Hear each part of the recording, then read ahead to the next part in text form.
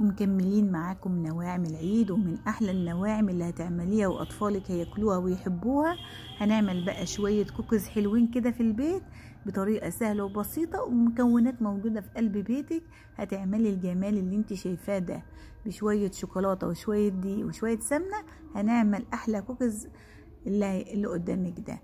السلام عليكم ورحمة الله وبركاته. ازيكم حبايبي، عاملين ايه؟ يا رب تكونوا بخير. معاكم ولاء احمد ودي قناتي. ان شاء الله النهاردة فيديو جديد، فيديو جميل جدا. كل الاطفال بتحب الكوكيز وبتشتريه، حاجة كده روعة ومن الاخر. شوفوا الجمال. يلا بينا نخش الفيديو بتاعنا ونشوف احلى كوكيز عملناه بطريقة سهلة وبسيطة، وهتقدري تعمليها في ثواني. يلا بقى على الفيديو بتاعنا ونشوف مكوناتنا. نص كيلو من الزبدة الطرية، هننزل بهم كده في العجان او في بولة عندك. عليهم 200 جرام من السكر البودر او 250 جرام. انا ما بحبوش مسكر، فهو المقادير المظبوطة 250 جرام، فانا عايزاه كده يكون يعني مش مسكر. هنضرب المكونات الموجودة دي وندمجها كويس. هنزل بكوباية من الزيت، والزيت يكون ريحته حلوة. ونضرب المكونات دي كده كلها في بعضها. طبعا كل ده بدرجة حرارة المطبخ. نزلي الحواف كده واضربيها وادمجيها تاني لغاية لما تبقى كريمي معاكي.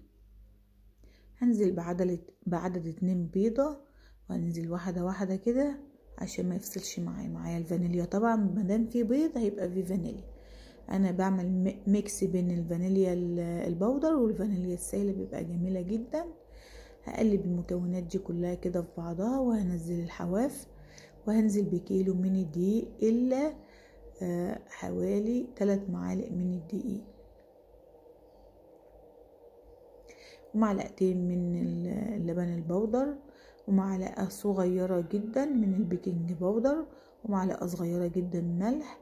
واضربي بقى المكونات الجميلة دي في بعضها كده، مش هنضربها جامد، يدوبك هنقلب. وشوية شوكولاتة كده او شوكولات شيبس اللي موجود عندك ومتوفر، وممكن ما تحطيش شوكولاتة خالص.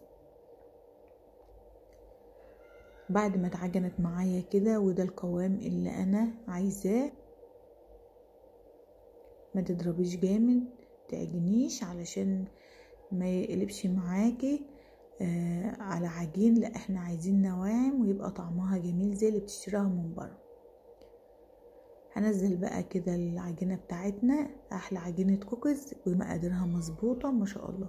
هقسم بقى العجينه بتاعتنا بالطريقه دي. هعمل نصها شوكولاته كاكاو، واسيب فانيليا. حطيت معلقه من الكاكاو الخام الغير محلى، ومعلقه من النسكافيه، بيديها طعم جميل جدا وريحتها بتبقى روعه.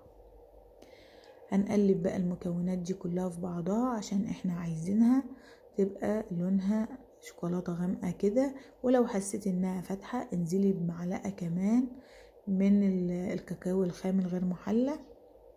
انا حطيت معلقة حسيتها فاتحة فحطيت معلقة كمان.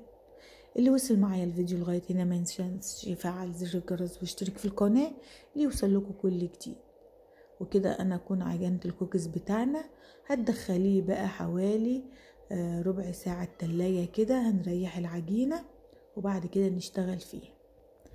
هنشغل طبعا الفرن بتاعنا على درجة حرارة 180. الشوكولاتة المستخدمة شوكولاتة خام دريم، قطعتها مكعبات صغيرة كده.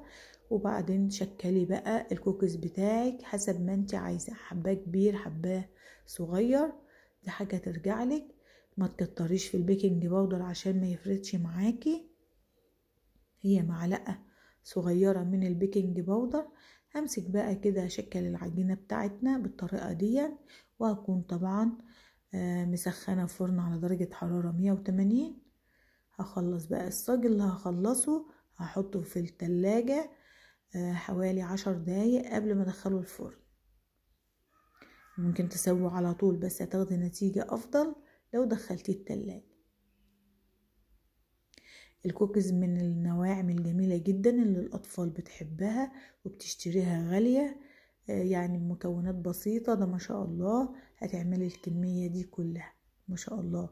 من كيلو دقيق عملنا ما شاء الله كم كوكيزاية. شوفي انتي بتشتري الكوكيزاية بكام، هتعملي عدد كبير من الكوكيز. لايك وشير لكل حبايبكم، ودعوة حلوة كده من قلبكم. كل سنة وانتم طيبين. هنبدأ بقى ندخل بقى الصاج اللي شكلناه في الأول، هندخله بقى الفرن بتاعنا.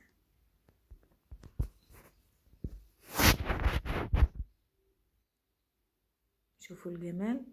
وبعد ما دخل الفرن وخرج معانا بالطريقة دي، شوفوا حاجة كده والله العظيم من الآخر هتعجبك وهتعجب كل اللي هياكل منها.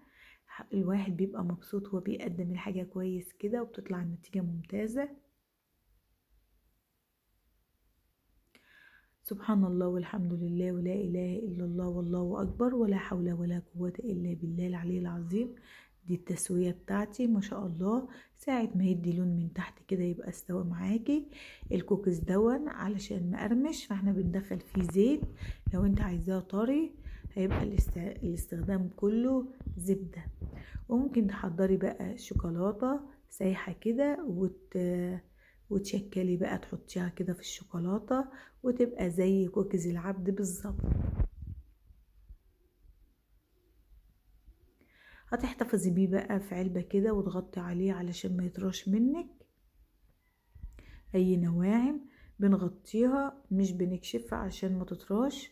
ما شاء الله شوفوا مقرمش وجميل وقوامه جميل جدا والطعم حكاية. مع كوباية شاي بحليب كده وبألف هنا على قلبك يا قلب اختك. ما شاء الله. يلا بقى نرصه كده في الطبق ونشوف ما شاء الله شكله جميل جدا. لا إله إلا أنت سبحانك إني كنت من الظالمين. كل سنة وانتم طيبين بمناسبة العيد الفطر المبارك. لايك يلا يا حبايب قلبي وشير كده وارفعوا الفيديو. ما شاء الله الله أكبر. حاجة كده والله العظيم عظمة من الآخر. وده كان فيديو النهاردة يا حبايب قلبي، واشوف وشكم على خير ان شاء الله في فيديو جديد. كانت معاكم ولاء احمد من اكلك احلى مع ولاء، والسلام عليكم ورحمة الله وبركاته يا احلى متابعين. لايك وشير لكل حبايبكم ودعوة حلوة كده من قلبكم. سلام.